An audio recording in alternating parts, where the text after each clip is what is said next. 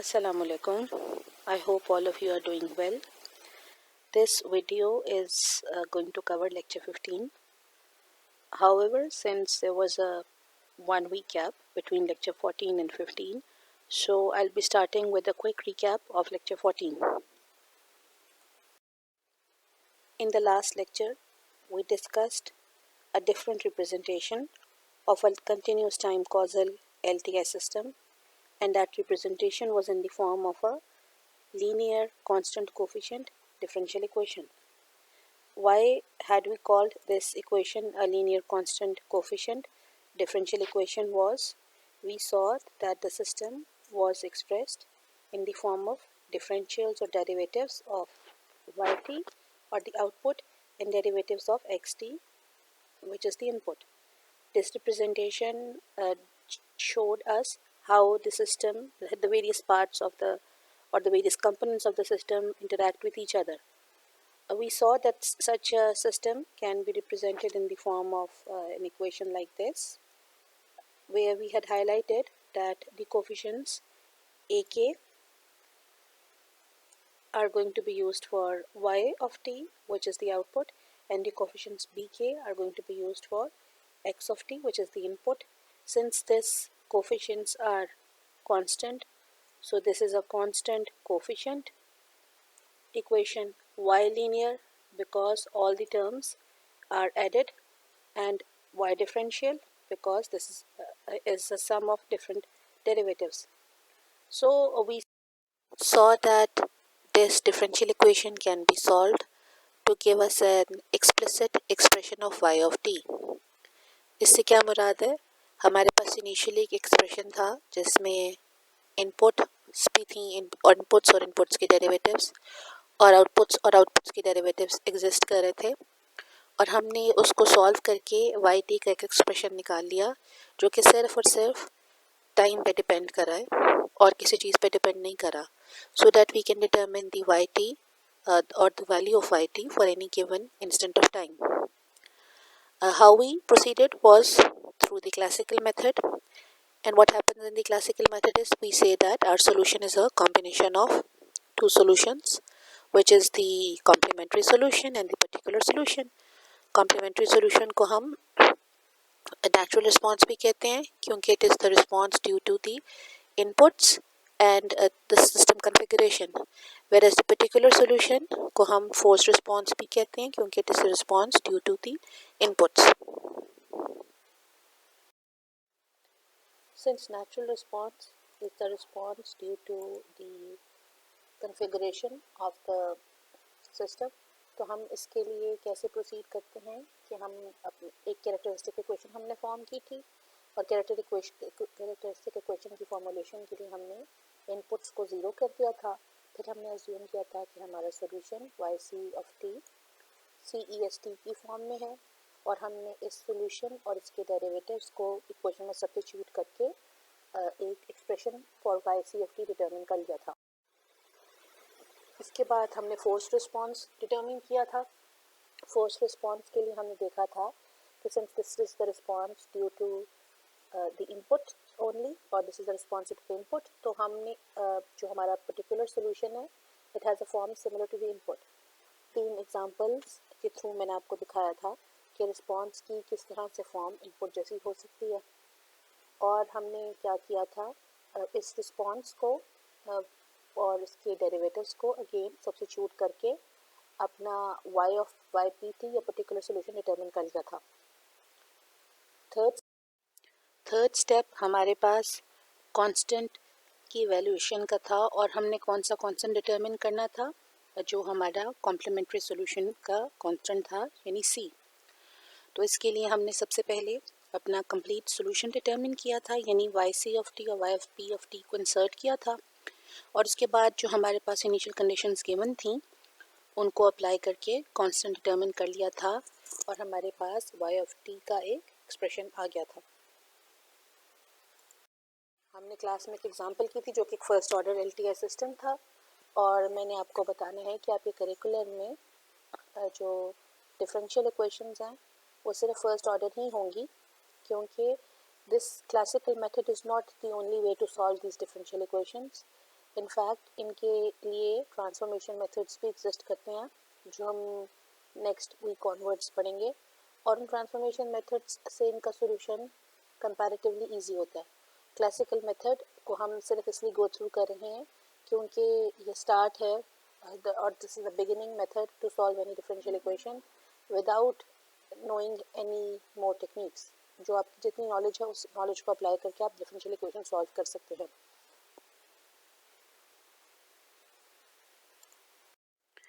जो second topic हमने पिछले लेक्चर में कवर किया था, that was concerning the stability of a system given an LCCD equation। हम लोगों ने देखा था कि हम 2-3 वे से स्टेबिलिटी डिटरमिन कर सकते हैं, जिसमें से पहला method bounded input bounded output stability था, जब हमारे पास y ऑफ t का expression in terms of x of t given था, और हमने देखना था कि x ऑफ t अगर बाउंड है और हमें गिवन है कि वो बाउंड है, तो y ऑफ t क्या टाइम की किसी वैल्यू पर अनबाउंड होता है या नहीं होता।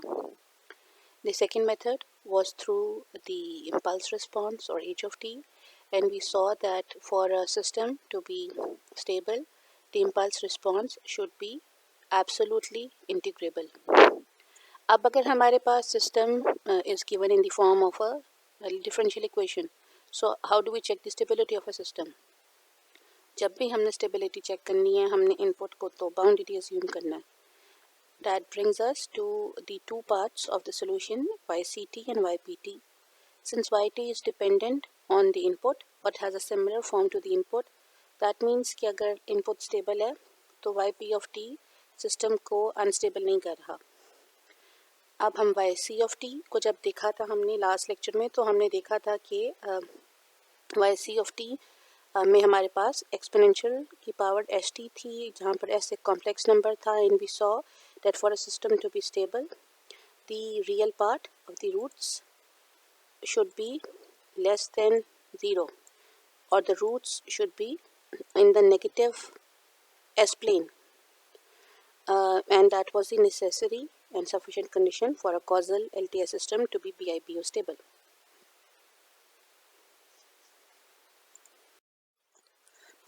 इसके बाद हमने एक एग्जांपल देखी थी प्रूव करने के लिए कि कॉजल एलटीआई सिस्टम अगर हमारे पास किसी डिफरेंशियल इक्वेशन के थ्रू गिवन हो, तो how can we check whether that system is stable और नॉट। हमने किस तरह प्रोसीड किया था, हमने सबसे पहले इस न्यूमेरिकल में कैरेक्टरिस्टिक इक्वेशन फॉर्म की थी, यानी एक्स ऑफ टी को 0 सब्स्टिट्यूट कर दिया था। फिर हमने कैरेक्टरिस्टिक इक्वेशन को सॉल्व किया था to determine the roots, and we saw that the roots of this equation were in the left half of S plane or in the negative S plane, जब उन दोनों roots का magnitude was negative, so we said that the system is stable।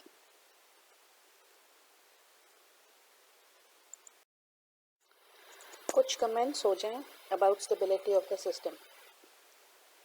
एक general comment है जो कि ये है कि although आपने जब डिफरेंशियल इक्वेशन को सॉल्व करना है तो आपको सॉल्यूशन थ्रू क्लासिकल मेथड के लिए सिर्फ फर्स्ट ऑर्डर डिफरेंशियल इक्वेशन ही आएगी, लेकिन अगर आपने स्टेबिलिटी चेक करनी है तो ऑर्डर की कोई कैद नहीं है, व्हिच मीन्स कि आपकी कैरेक्टरिस्टिक इक्वेशन के 2, 4, 6, 8 कुछ भी नंबर ऑफ रूट्स हो सकते हैं, और for the system to be stable all of those roots must be negative.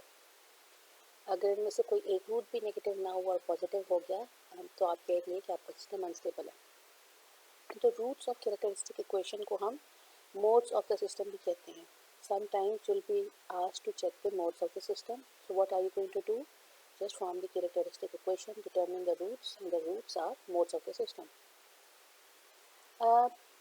हमने क्यों कहा कि कैरेक्टरिस्टिक इक्वेशन का रूट्स को left half of the S plane में होना चाहिए या नेगेटिव एस प्लेन में होना चाहिए, because we saw that the real part of the roots decides the envelope और द रेट ऑफ डिके और rise of the complementary solution. So since we require a decay for the system to be stable, so as time approaches infinity, the transient response or yc of t decays with time. YC of t को इसलिए transient response का नाम भी दिया जाता है. Similarly जब हमारा YC of t is given with time, what we are left is with our particular solution or but with our YP of t, or YP of t क्योंकि eventually is the response of the system after a large amount of time has elapsed, so it is also known as the steady state response.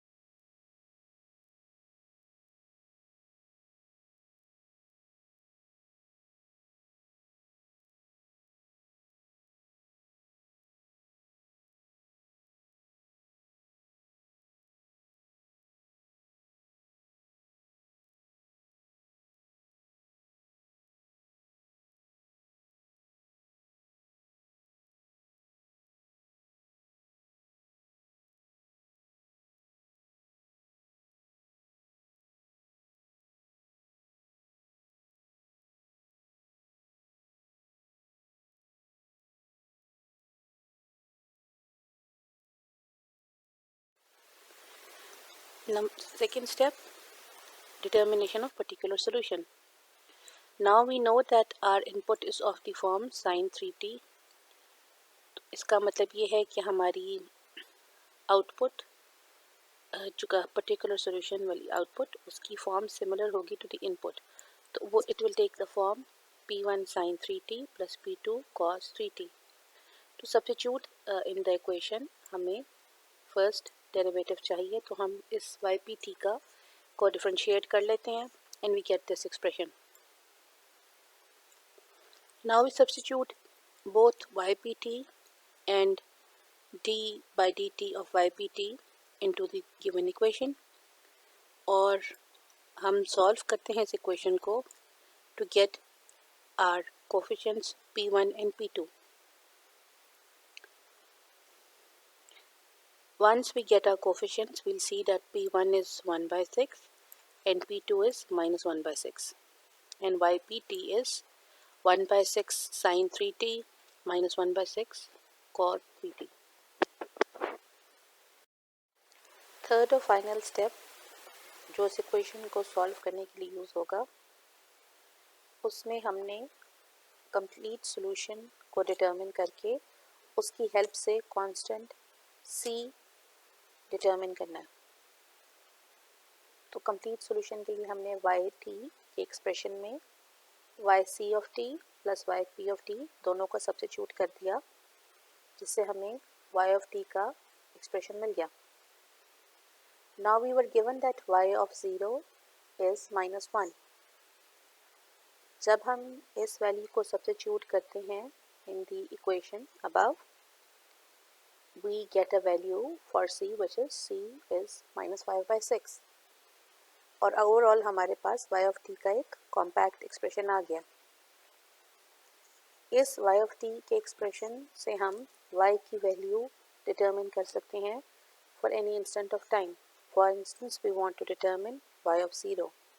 What we'll do is put t is equal to 0 in all three of these terms, and we'll get a value for y of 0. Similarly, we want to see y at 1 microsecond, so we'll put t is equal to 1 microsecond in all three terms, and we'll get a value for y at t is 1 microsecond.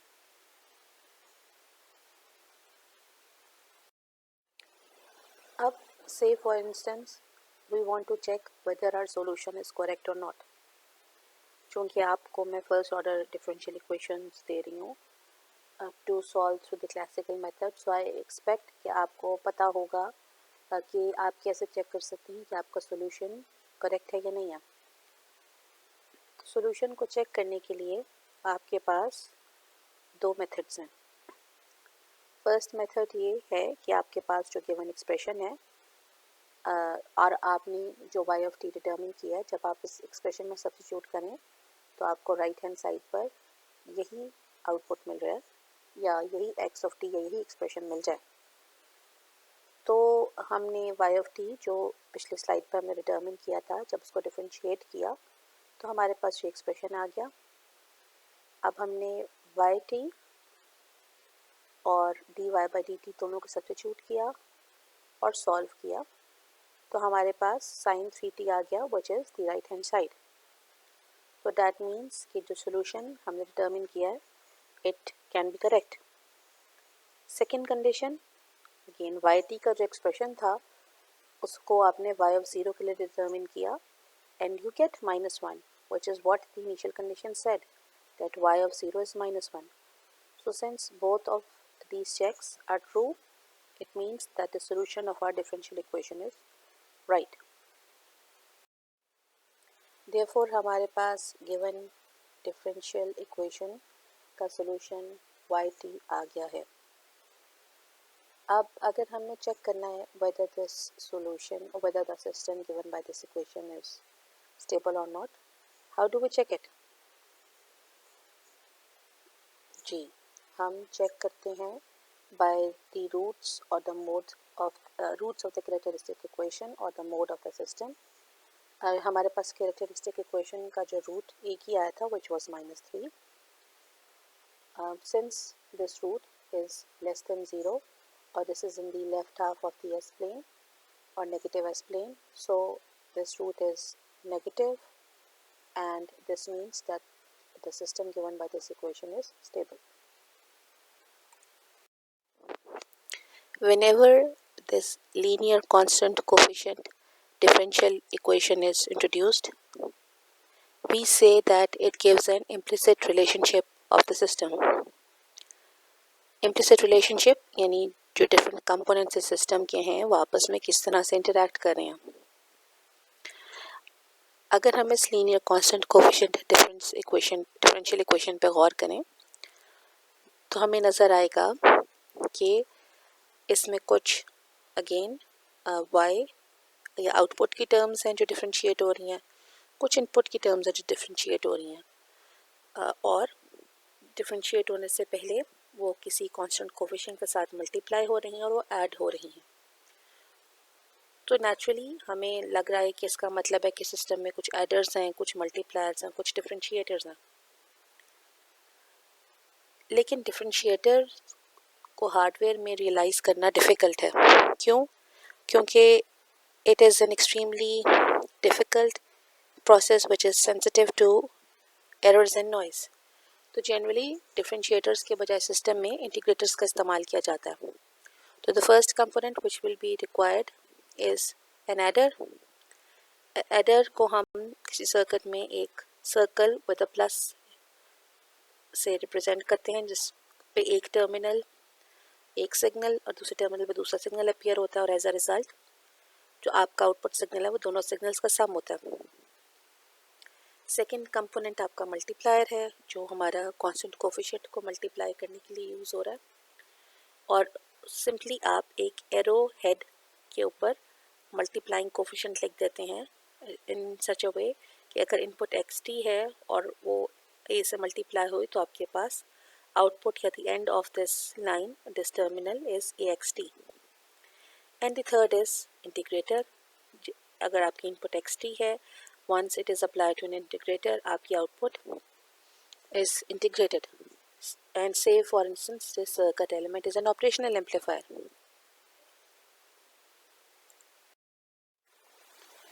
अब इस system को हमने LCCD को हमने block diagram के through represent करना है। तो इसके लिए कुछ सर्टेन स्टेप्स हैं जो हम फॉलो करेंगे तो हम इसका ब्लॉक डायग्राम स्ट्रक्चर बना सकते हैं। लेट्स से कि हमने एक ऐसा सिस्टम इम्प्लीमेंट करना है जिसका ऑर्डर 2 है, दोनों xt और yt के लिए। अब इट इज़ नॉट नेसेसरी कि आपका xt और yt सेम ऑर्डर हो, लेकिन चूँकि हम इस वक्त स्टार्ट कर रहे हैं तो हम अज्यूम कर रहे हैं कि दोनों के derivative second order derivatives present हैं। तो हमारे पास इक्वेशन सिंप्लीफाई होकर या खुल के इस फॉर्म में आ गई, जहाँ पर हमें नज़र आ रहा है कि आपके पास सेकेंड ऑर्डर डेरिवेटिव के साथ a2 की टर्म है, फर्स्ट ऑर्डर डेरिवेटिव के साथ a1 की टर्म एंड सो फोर्थ। अब हमने चूँकि सर्किट को इम्प्लीमेंट करना था थ्रू इंटीग्रेटर्स, तो हमने इन डेरिवेटिव्स तो ख़त्म करना है और हमने इस इक्वेशन को इंटीग्रेट करना है। अगर हम चाहते हैं कि हमारे पास इक्वेशन में कोई भी डेरिवेटिव ना बचे, तो हमें इस इक्वेशन को सेकेंड ऑर्डर या ट्वाइस इंटीग्रेट करना होगा। So that's what we do, हम इंटीग्रेट करते हैं ट्वाइस। तो उसकी वजह से ये वाला एक्सप्रेशन में हमारे पास y ऑफ t आ गया, ये वाला एक्सप्रेशन में हमारे पास सिंगल इंटीग्रेटर रह गया। एक इंटीग्रेशन और एक डिफरेंशिएशन कैंसिल होने के बाद जब सेकेंड टाइम आपने इंटीग्रेट किया तो इंटीग्रेटर रह गया, and this was simple y of t, तो ये इसके साथ ट्वाइस इंटीग्रल आ रहा है। And same is the case for right hand side. अब लेट्स से हम इस सिंगल इंटीग्रल को y ऑफ -1t और इस डबल इंटीग्रल को y ऑफ -2t से रिप्रेजेंट करें। Similarly on the right hand side हम x -1t को इस सिंगल इंटीग्रल और x ऑफ -2t को इस x के डबल इंटीग्रल के लिए रिप्रेजेंट करें। इसका मतलब ये है कि जब भी आपके पास yx के साथ कोई सब्सक्रिप्ट i आ रहा होगा, माइनस आई आ रहा होगा, तो वो आपको बता रहा होगा कि ये ith ऑर्डर इंटीग्रल है ऑफ x और y।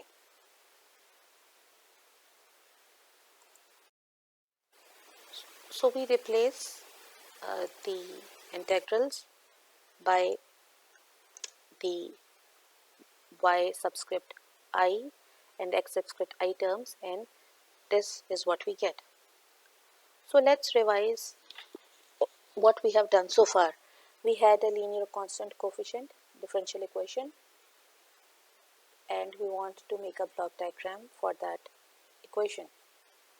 Since for the block diagram or for the implementation of the system we are going to be using integrators, we integrate the equation to get rid of all the derivatives present in the equation. So what is the order of integration? The order of integration is the order of the system. So say for instance we had a third order derivative on the left hand side, we had d cube by t by dt cube, and we want to eliminate that, and on the right hand side we have simply x of t. So we'll integrate that equation thrice so that we don't have any derivatives present in the circuit. Now if let's say that we denote the right hand side of this equation by w of t, so we have wt is pt, this expression, or rearranging this expression we have this thing. Now we can say, or we can see, this is a system whose input is x of t and the output is w of t. And what is happening in that system? In that system we can see that once x is applied, it is multiplied by this v2, and then it is integrated, and then it is multiplied by b1. So let's say we try to implement the left hand side of the equation.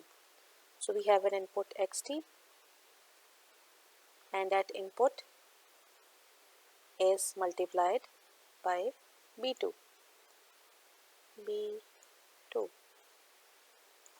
And then what happens? It is added with a delayed version, an integrated version of the input. So we place an integrator in the vertical channel, and we multiply this by a factor b1 and we add these two.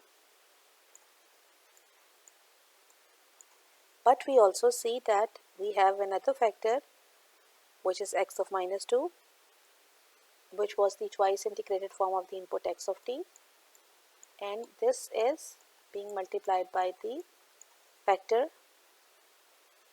b naught. So we integrate this, we multiply it by b naught, and we add all three of these, and what do we get at the output? Y of t. No, this is w of t. So this is the general structure of the system, and this is appearing in a much nicer form on the left hand side of the slide, like this. Now if we observe this structure, we'll see that the integrators are on the left hand side. So this form, in this form, on the structure form, we always show or draw the integrators on the vertical line, and the multipliers are multiplied on the horizontal line, and this is where the adders are placed. Now this is one part of the block diagram, which is the input side of the block diagram. Let's see what happens to the output side.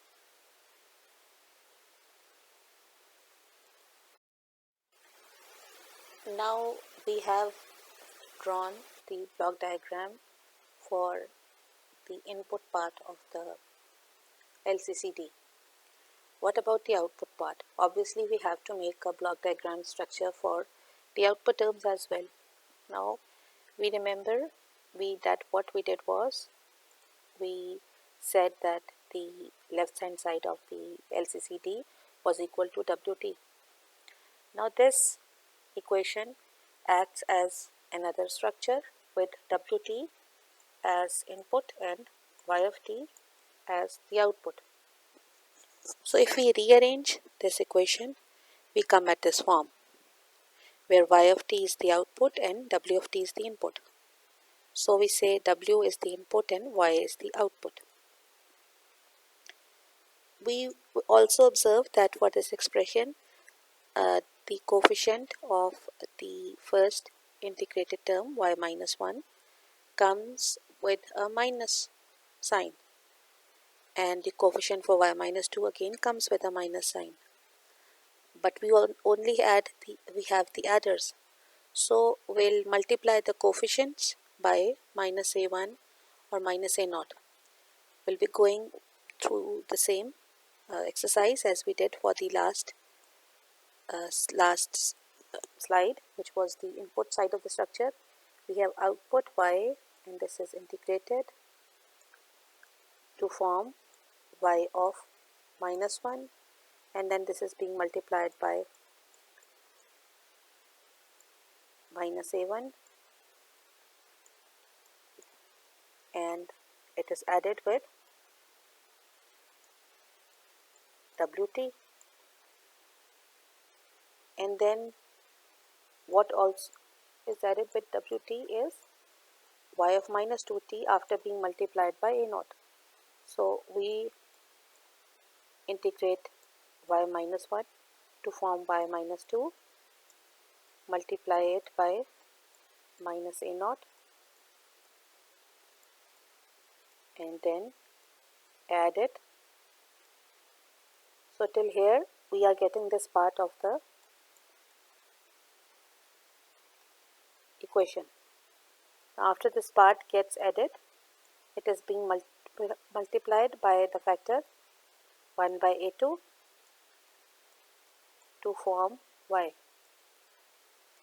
Let's look at this block diagram in a much cleaner form, which is on the left hand side. And if we look at this block diagram, we'll see that after this integrated we had y minus 1t, after this integrated we had y minus 2t, and after being multiplied we get this structure. These slides are being taken from another book which is not our textbook. So what they do is, instead of drawing this arrow, they make this square block with the multipliers uh, identified. I am okay with both. You draw this arrow, it's the same as drawing this square block. I'm more comfortable with the arrow because that's what our book Oppenheim does and what's being done otherwise as well. For the overall structure, we merge both the input structure and the output structure, and we come at this structure. We can see that this structure is a combination of two structures.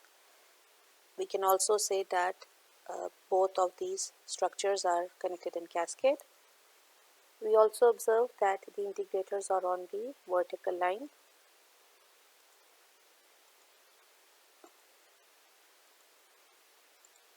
and the multipliers are along the horizontal line. We also see that the output terms are being fed back and added to the terms coming from the input side. So this path is also known as a feedback path. The initial equation which we were implementing was in the differential equation form, and once we integrated it had a form like this. If we compare this form with what is implemented, we can see that the expression which had the highest order derivative is now appearing without any derivative. It is what is being received at the output, and the multipliers are in reverse order. That is, we have the highest order multiplier and then A1 and then A0 and so forth. This structure is a general structure, and it is also known as direct form 1, and is not the final structure. In fact, there are several structures which exist and which you can draw from the given LCCD.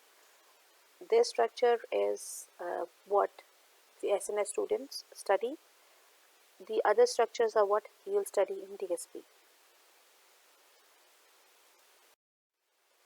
So let's solve an example. Say for instance, we are given a differential equation and we want to make a block diagram for this differential equation. So we integrate, since the highest order of derivative was 2, we integrate this equation twice and we come at this equation. Now you are familiar with this structure, this equation structure, and you can make a block diagram. We remember these are the input terms, so these are going to appear on the left hand side of the block diagram. These are the output terms, but once you draw the output terms, they are going to come with a negative sign in the structure. So this is your structure. X of t, since we didn't have x of minus 1t, so it gets integrated once and then twice. So over here we have x of minus 2t. Let's write it with a pen. So this is x of minus 2t, and since it's not being multiplied by any coefficient, so it goes up, gets added by 2x of t, and over here we have this implemented. For this part we have y of t, but y of t, and this is with a negative sign now over here, and similarly this is with a negative sign here. This gets added and this is the structure we get. I hope that you understand the structure well and you can make structures yourself. To summarize, what we have done so far is that we have seen several ways to describe LTI system. One was through impulse response, the other is through differential equations for continuous time systems and difference equations for discrete time systems, which we'll see in the next lecture. And finally, the third way for us, signal and systems course, is through a frequency response using Fourier techniques or Laplace techniques. If you remember, we were supposed to have a quiz last week, but since due to the unfortunate circumstances surrounding the world these days, we didn't have a quiz. I'm just giving you the numerical problems for LTI systems from the book, which are these 5 problems. And for this lecture, lecture 14 and 15, you have to go through one problem from the book, because the book doesn't cover a lot of what we did today. And you have to solve these 2 differential equations for your own practice. You can always call me on WhatsApp and discuss your problems. And you, for these 4 systems, you have to check whether these systems are stable or not and draw a block diagram for your practice. This completes our lecture 14 and 15. What we discussed in these lectures was how a system can be expressed through a linear constant coefficient differential equation, how to solve this differential equation through the classical way, and how to determine whether the system described by this equation is stable or not. And finally, to realize the hardware form of this equation, we learned how to make a block diagram representation of the structure. For the solution of differential equations, I have told you that I'll only be giving you a first order differential equation to solve. But to check the stability or making a block diagram, I'll be giving you higher order equations. I advise you to please practice questions, and in case you have any difficulty, call me or send me a picture and I'll make sure to get back to you. All the best.